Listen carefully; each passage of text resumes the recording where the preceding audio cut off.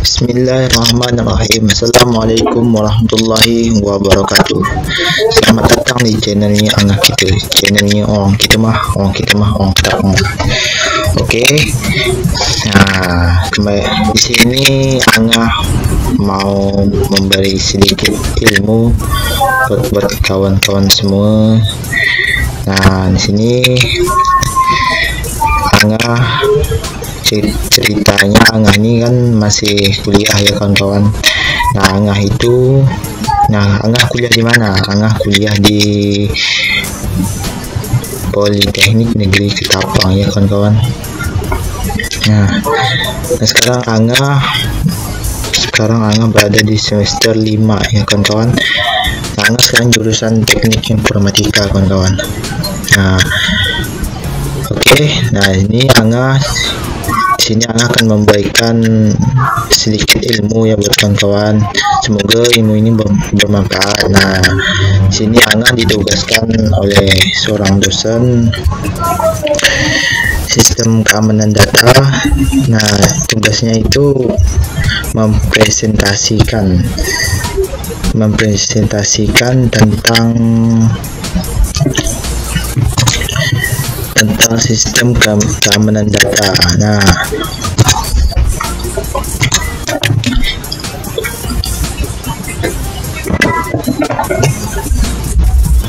Nah, sebelum kita lanjut ke presentasi ini, saya ingin mengucapkan terima kasih buat kawan-kawan yang sudah menonton video ini. Terima kasih ya kawan-kawan. Dan jangan lupa dukung channel Angah untuk mendapatkan 1000 subscribe ya kawan-kawan. Nah, klik tombol subscribe yang ada di bawah video ini ya kawan-kawan, yang berwarna merah itu kawan-kawan. Nah, terus like, komen ya kawan-kawan, dan share ke seluruh media sosial yang kawan-kawan punya. Oke, tak lupa pertama-tama marilah kita panjatkan puji dan syukur kehadirat Allah Subhanahu wa taala, karena atas berkatnya kita dapat melaksanakan kegiatan atau aktivitas setiap hari dalam keadaan sehat walafiat ya kawan-kawan. Oke. Nah, yang saya hormati Ibu Ari Sumartini selaku dosen pengampu mata kuliah sistem keamanan data. Nah, sini perkenalkan dibalik namanya Angah kita. Nah, nama Angah kita sebenarnya yaitu Ahmad Zulfikri ya kawan-kawan. Perkenalkan, nama Angah itu Ahmad Zulfikri kawan-kawan. Nah, Ahmad Zulfikri. Oke, lanjut. Nah, di sini saya akan membahas tentang serangan terhadap komputer dan data dan macam-macam serangan komputer. Nah, di sini kita akan membahas apa itu serangan terhadap komputer dan data dan macam-macam seperti apa serangan komputer. Nah, serangan terhadap komputer dan data. Serangan terhadap komputer dan data yaitu serangan terhadap sebuah komputer atau server di dalam jaringan internet dengan cara menghabiskan sumber resource yang dimiliki oleh komputer tersebut sampai komputer tersebut tidak dapat menjalankan fungsinya dengan benar, sehingga secara tidak langsung mencegah pengguna lain untuk memperoleh akses layanan dari komputer yang diserang tersebut. Nah, di sini selanjutnya yaitu macam-macam serangan komputer. Pertama, 1 intrusion, 2 intelligent, 3 LAN attack, 4 logic bomb, 5 operation system fingerprinting, 6 small attack, 7 yang terakhir scanning. Nah, sini kita akan belajar macam-macam serangan komputer itu seperti apa. Nah, oke, lanjut. Kita akan membahas intrusion kawan-kawan. Intrusion Pada penyerang jenis ini, seorang penyerang akan dapat menggunakan sistem komputer yang kita miliki. Sebagian penyerang jenis ini menginginkan akses sebagaimana halnya pengguna yang memiliki hak untuk mengakses sistem. Nah, yang dimaksud penyerang ini apa itu?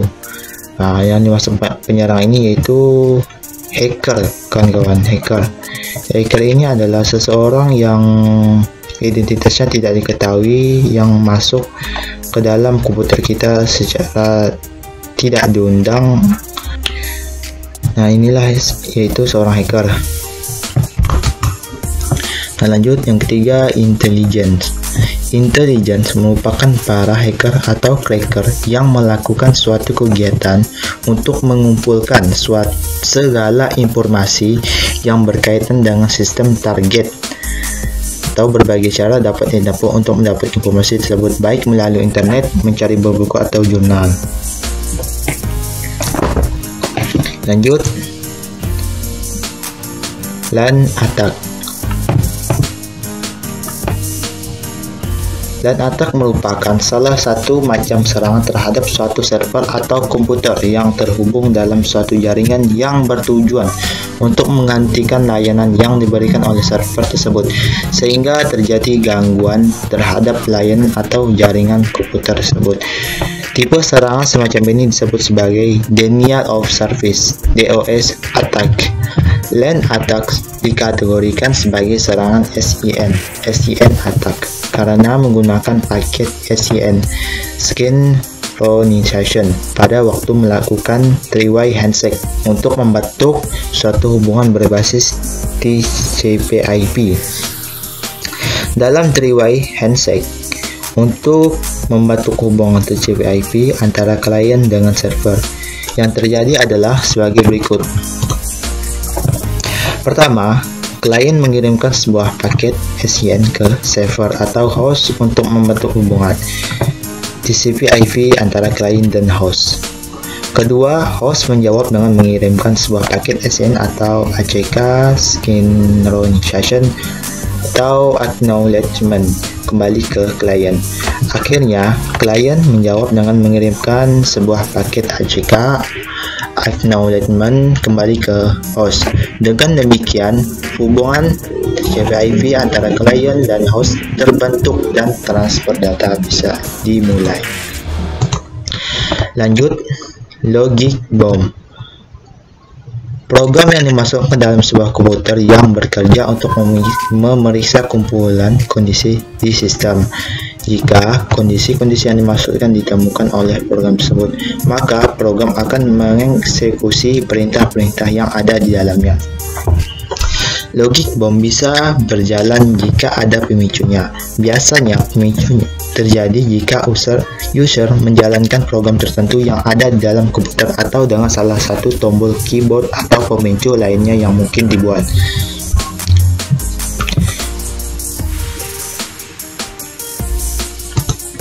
Lanjut, Operation System Fingerprinting.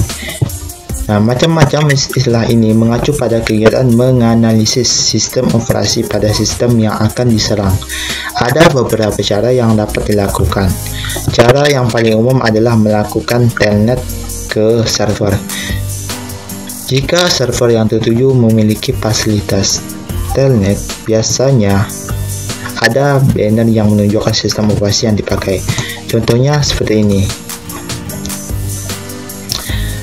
Nah, ini unik versi telnet 192.168.1.4 trying 192.168.1.4. Cara lain adalah dengan menggunakan program NetChat atau NC. Cara yang lebih canggih adalah dengan menganalisis respon sistem terhadap request tertentu. Misalnya, analisis nomor urut paket TCP/IP yang dikeluarkan oleh server dapat mempersempit jenis OS yang digunakan. Ada beberapa tools yang dapat digunakan untuk mendeteksi OS, yaitu Nmap atau QSO. Selanjutnya, smooth attack. Small attack merupakan serangan yang dilakukan dengan mengubah alamat IP dari datangnya request IP spoofing. Penggunaan IP spoofing ini memungkinkan respon dari ping tadi dia alamatkan ke komputer yang alamatnya dipalsukan. Akibatnya, komputer akan dibanjiri paket data. Hal ini akan mengakibatkan pemborosan bandwidth jaringan. Komputer bisa juga menjadi hang karena terus dibanjiri paket data. Scanning, kegiatan para hacker atau cracker untuk mengidentifikasi sistem yang menjadi target serangan dan mencari celah keamanan yang akan digunakan untuk menembus suatu sistem. Kegiatan scanning dari sisi jaringan sangat berisik dan mudah dikenali, kecuali jika menggunakan state scanning. Scanning tool yang paling dikenal adalah Nmap. Selain itu, ada juga Super Scan dan Ultra Scan yang banyak digunakan pada sistem Windows. Nah, yang terakhir yaitu backdoor. Seperti namanya, backdoor merupakan suatu akses atau pintu belakang yang diciptakan hacker setelah berhasil menjebol suatu sistem. Hal ini dimaksudkan agar hacker mudah mendapat akses kembali ke dalam sistem yang sudah diserangnya. Nah, jadi kawan-kawan, backdoor ini analogikanya seperti ini ya kawan-kawan. Kawan-kawan masuk ke rumah orang yang tidak dikenal, semuanya rumah orang tersebut yaitu semuanya berkunci ya kawan-kawan. Nah, jadi kita sebagai hacker, kita sebagai pencuri ya, ibaratnya maling, kita bisa masuk ke dalamnya tanpa pemilik rumah itu tahu bahwa kita bisa masuk. Nah, setelah kita sudah mengambil apa-apa yang sudah kita inginkan di dalam rumah tersebut, nah selanjutnya kita akan keluar dari rumah tersebut